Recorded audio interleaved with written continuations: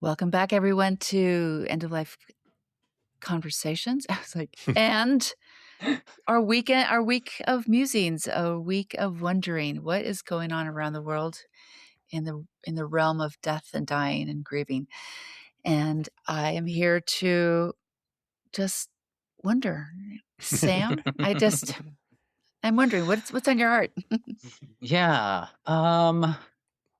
Talked a little bit about conversation has been up, I guess, all over the place lately. Regarding, I guess the way we put it was like emergent strategies, but I think um, Which is a how it great book, lands. by the way. Is it? Okay, Yeah. good. I'll put that in the show notes. Yeah. Um, but really, like intergenerational community, intergenerational dynamics. Um, Youth movements, eldership, stuff like that. Mhm. And it's Mhm. such a big topic that I highly doubt we'll get through all of it today. And I Mhm. would hope that this would be one that we could circle back to and Mhm. explore deeply because I think it's a really important piece Yeah. of visioning and forming a new way to be together. Yeah. Mhm. Yeah. So Mhm. important. We've seen it in several of our organizations. This is kind of where the conversation started, I think, was that, especially, I'm the elder here, so I'll just speak from the elder position that um, a lot of the organizations I'm a part of are still have been around for a long time, and a lot of the people who are participating in it are elders. And I Mhm. think what the other thing that inspired it was that I went to the Pioneers Conference a couple of weeks ago, and I was so impressed because that's a good example of something that was started 40 years ago, or yeah, about 40 years ago. And a lot of the people who founded it are now my age, and Mhm. they are doing a really good job of absolutely making it a priority to bring young people in. In a couple thousand Hmm. people were there. About 500 of them were youth that were invited, and a whole bunch of Mhm. indigenous youth as well, and people of color. So they're they're walking to talk or talking to walk or whatever, you know, because they really have taken that on, and they have a whole large group of youth, and the youth were so profoundly passionate, and I literally was crying every single time I heard from them because they were Mhm. so passionate and so doing such incredible work. And it just reminded me of how important that is. And there are other organizations that I'm a part of that are similarly weighted toward the elders. And Mhm. so we need to, and what we've been talking about for years really is how, as elders, can we step back and really create a container and lift up the young people and allows things to emerge in a new way and let go of all those things we're so comfortable holding on to. So Mhm. that was kind of, yeah, part of where Uh, it came Yeah. from. a So, clarifying question. yeah, Oh, go. just a clarifying question for you, Akil. When you say that about 500, about half of these people were youth, I seem to remember you saying that those younger folks were also, like, presenting, not Yeah, just in attendance, that they were doing a lot of the presentations. I think that's a indeed. key piece of what we're talking about, Yeah, is not Mhm. just, having a multi-generational coalition in attendance, right. No. Right. but allowing the young people who have things to say, who have Mhm. lived enough life to learn, or even just witnessing the world. We could put a Mhm. 5-year-old Mhm. on the stage to talk about Absolutely. Yeah, What watching their the bees die experiences. in their backyard, Mhm. whatever, Mhm. and we could right. Mhm. learn volumes and volumes Yeah. Mhm. about No, how to they were approach things. not only invited, they were encouraged. And in fact, the executive director is a younger woman who's an indigenous woman. So she's like high up in the organization and creating this, specifically creating it. That's what I mean. They walk the talk. They really and they had four keynotes by young women, young people, and then several of the uh, afternoon sessions were led by young people, most of them, in Mhm. fact. So, Mhm. yeah, it was really um, inspiring in that way. Mhm. I have a couple thoughts, and I think it's I'm just really curious about Historically, have we had younger people's voices lifted over the course of time? And Mm, if not, what has it it's I was just thinking about the trajectory of a human life 100 years ago, right? We did they Our mm, lifetime was truncated, and, then the capitalist regime fell in, and every youthful person was trying to make the the capital for their own livelihood, for their own homes, to kind of recreate what they saw their elders doing. So their mm. voices weren't amplified in large part, I think, because they were busy, right? And older people are like, well, now we're done and we have wisdom and we have, retired and fat and happy. Let's just make the world more for us. Mm, And so I don't know that I can think back personally to a time when youth's younger voices were amplified. Can you? mm. Well, Not not in the history of Western capitalism, no. You have to go and back not in my farther. lifetime, certainly. Yeah, Right, right, right. But I yeah. think I think even I don't know, even like 50 years ago, what you're saying too about the shorter lifespan or things like that, like people who were in their 20s, 30s were like Middle-aged. leading organizations, Yes. This CEOs of Right, organizations. I right. was uh I was listening to a really interesting, odd deep dive into the infamous music producer Phil Spector last Mhm, night. Mhm. And for all the weird, complicated pieces of that human being, by the time he was 21, he was revolutionizing the music industry in Mm. Hollywood Mhm. and signing and recording some of the biggest bands in the world and like partying with the Beatles and stuff like that. Mhm, So mhm, like mhm. having I mean currently in a lot of the organizations that I'm a part of, youth is including people up to like 50 years old. yeah. Mhm, 40 to 50 years old because there's so few people left. That's a mhm, whole other dynamic to talk about. mhm. To fill out the next generation and the youth roles that it just becomes big. And I think there's benefit in that because we can say the young at hearts. Um, but it's interesting, I think, as a more recent development that power and holding on to control and power has the age range has narrowed and uh moved to older, like over Right, 60. I mean, right, Mhm, house mhm. ownership, the average house owner, Yeah. homeowner, right. first time home buyer right now is like 60. Yeah, it's Mhm, gone up, yeah. And if you mhm, think about all these co titans of industry, if you will, Bill Gates and all these billionaires that are making our lives horrible right now, and, the Epstein class, if you will, Mhm, they all you're right, they all started gathering their capitalist power when they were young.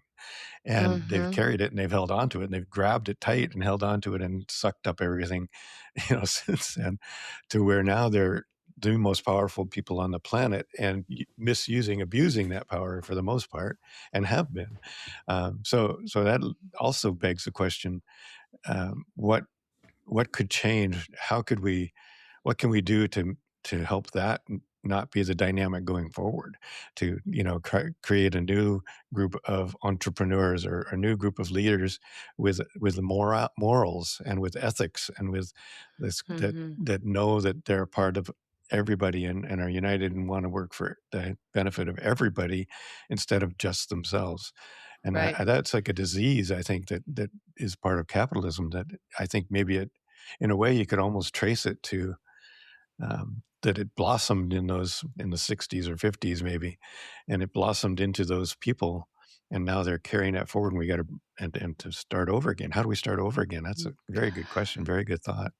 Well, and I'm gonna just pipe in that, both of you know I've homeschooled my kids, Yeah. And when I got pregnant and was very scared about becoming a mother because I've never had a good role model for mothering, so I Mhm. thought, "This is so frightening." But, the spirit who led me in that moment said, "You are a teacher, so don't worry Mm. about it." And so when I was homeschooling the kids, I actually realized that they had so much to teach me as well. Yeah. Even as 2, 3, 5, 7, 10-year-olds, they had a voice, like Sam was saying, that is noticing aspects of this lived experience that is very different, and bringing in different questions and different wonderings. So I raise these kids being like, you have a voice. You can sit at the table and also have a discussion about politics or the world or whatever, because I want to hear from you too. What I've noticed when they were out in the world, though, is that people tend to like diminish them Mm. and their voices are infantilized, or it's not the time, or, I'm not that interested. And I even called a teacher out on it when I sent my kids to Guatemala to be in school. I was like, hey, man, don't be ageist. Because you're 50 doesn't necessarily mean you're the smartest person in the room. Mm. Yeah. To acknowledge that there's a spectrum of experiences, right? So I think in this country, but then there's this other, it's bifurcated into this piece that either we allow all voices to be heard and held with respect, or we don't teach young voices to speak respectfully to be heard. Mm. So, because I've also witnessed young kids who demand to be heard and insist that they are right, that Hmm. you, as the adult, don't know what you're talking about. I've heard them, and I'm like, "Whoa, like, my dude, like, let's stay a little curious to what this reality is for both of us." Yeah. And so, it's about, I think, expanding the possibility that age does not mean wisdom, age does not mean knowledge, and, to be curious to each of us who carry a seed of something Mhm. is important, right? So I think that we have to retrain people how to see each other and how to teach each other. Yeah. Absolutely. Absolutely, yeah. Absolutely. Respectful listening. Yeah. Yeah, and also on the other end, I spend a lot of time with folks in their 70s, and sometimes I have to call them out because I'm like, "Will you just shut up? Like, Right. you've told me this story a few times now, and you center our conversations only on your experience. Yeah. I am not hearing you ask questions, and I'm not hearing you say, like, this is how I experience this. What about your experience?" And Mhm. I have like 2 people I can think of right now that I was like, "Hey, like, listen, learn to listen, Yeah. Yeah. and think about where you center our relationship. Is it just about your experiences, or is it about the world experiences?" So it's a And both and on both ends of the spectrum. and Absolutely. and Yeah. that's an enculturation thing too. Like people were Yeah. not Yes. this whole generation, with exceptions, but largely an entire generation not taught emotional Yep. intelligence and Yeah. Yeah. self-reflection and That's this so like true. healthy relating. Yeah. Yeah. I have Yeah. conversations with my mom all the time Oh. about my grandparents like that and how Mhm. they interact and see every interaction through their own lens without an understanding of who the other person is. Yeah. Everything Mhm. is just a projection of who they perceive themselves to be, That's right. unreflectively who they see themselves to Yeah. be, Yeah. which creates a whole tangle of things. But Mhm. I know, Luis, I love what you're talking about is like standing in between these two communities. Yeah. And one Mhm. of the big things that we're talking about and the the issue at hand is is the division of generational relationships. Mm. You talk about like the capitalist sort of machine and the mechanization of humanity. We're chopped up into age cohorts and we don't That's Mhm. really right. interact with anyone That's outside right. of that. But when you were talking about the entitlement of small children and the Mhm. entitlement of elders, is there's not this mutually respectful relationship. And Mhm. so the young people who are rising see that the elders don't respect their voices. I mean, we can see this Right. in geopolitics too, right? Yeah, Right. yeah. Right. Right. You know, any rising voice is like, "Oh, shut up. Oh, you know, we're not going to listen Mhm. to you. Oh, blah blah blah."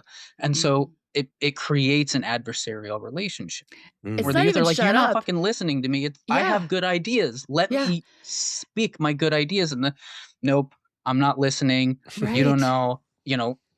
And It's then just like a the turning away from too is what I noticed. It's like right. not even like Yes. diminishing the voices. It's just like, You don't I exist. hark, Yeah. hark, my world and my knowledge and my powers. Yeah. Like what?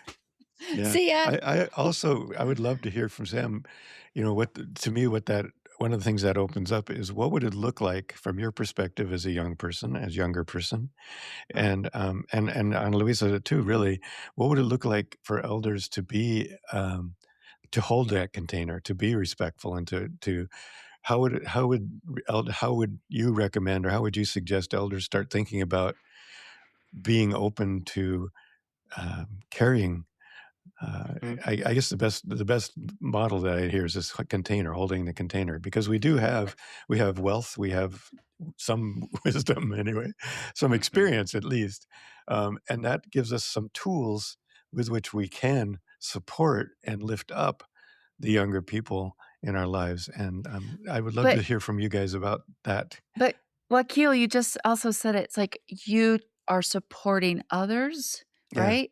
And that languaging also gives you a power dynamic that you have to support others without letting them also support you, right? Yeah, that's And important. Yeah. so it's a mutual engagement.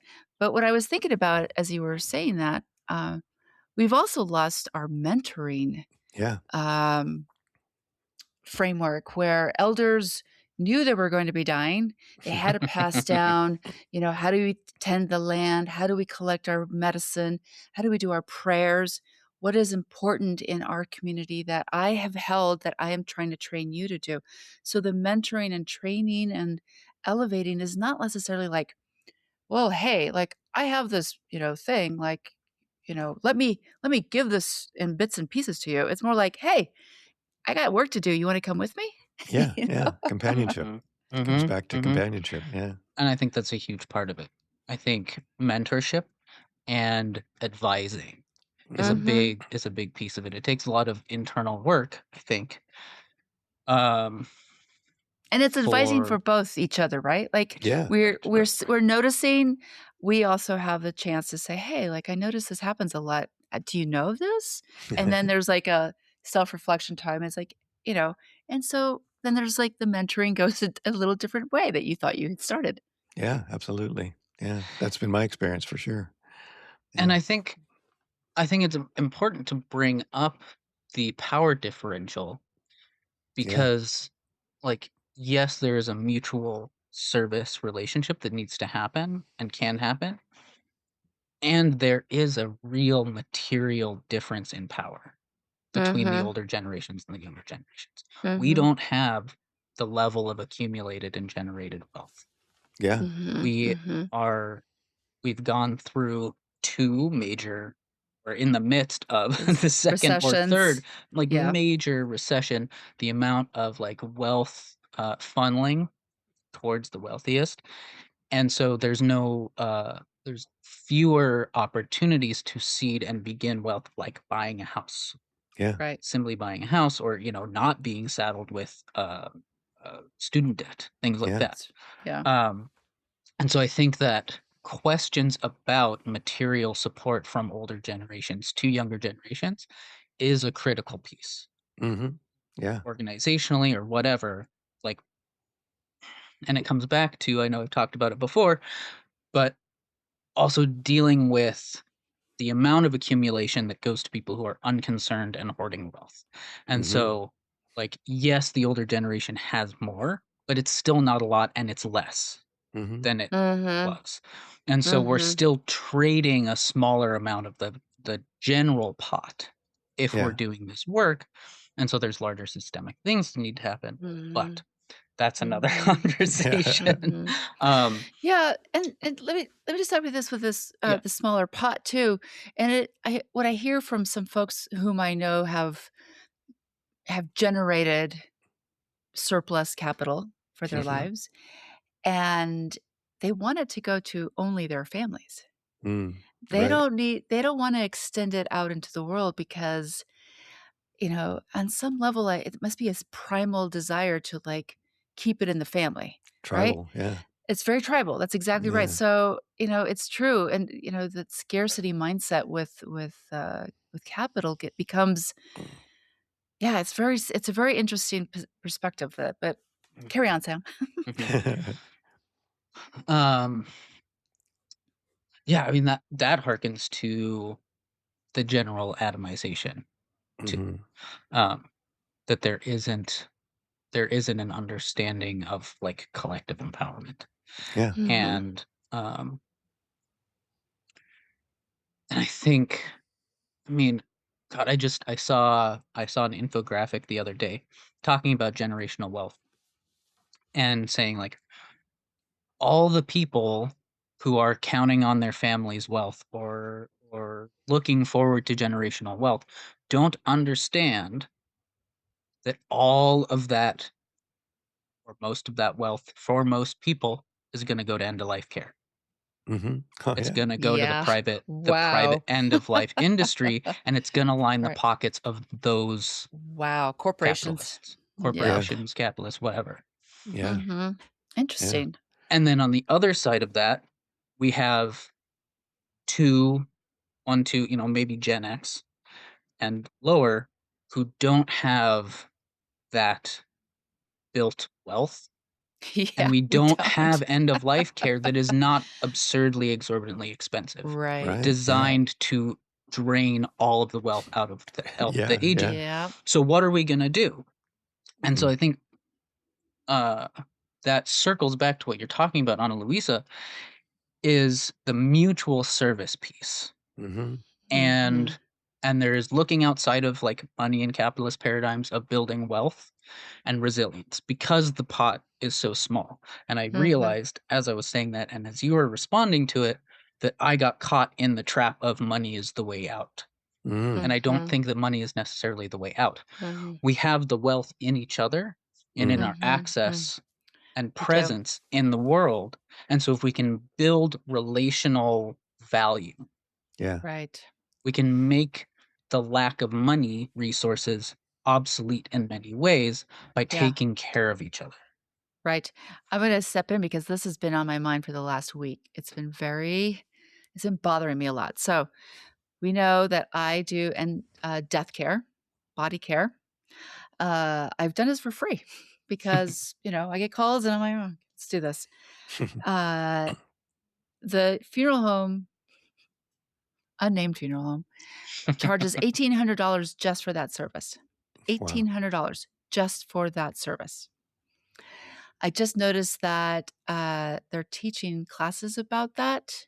They've trademarked it. They actually trademarked this piece, and they're charging, like, $350 per person to learn how to do this, which was on the heels of me sitting one morning thinking, how can I make money, right? And it's like, Yeah. Mhm. I also really love this work, and I want everybody to know how to do this work because it is so holy. It's Yeah. so when people experience it, they're like, "This is the best thing I've ever done," or, "I want this for my family." So, I was like, "I'll just charge, like, $90 or something or get" like, I don't know, whatever, a sliding Yeah. scale, and especially for our community of color.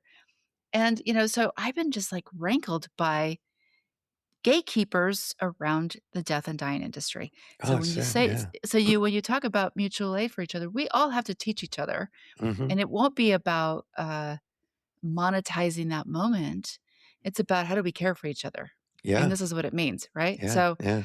it has been really upsetting to me how I have noticed the death care industry become more and more capitally oriented, Yeah. leaving Absolutely.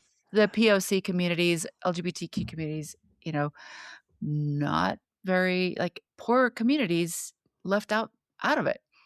It's super Absolutely. sexy for our death care from this cool boutique, funeral home. And I'm like, death is for everyone. Death is It should for Yeah. be. everyone. I love that.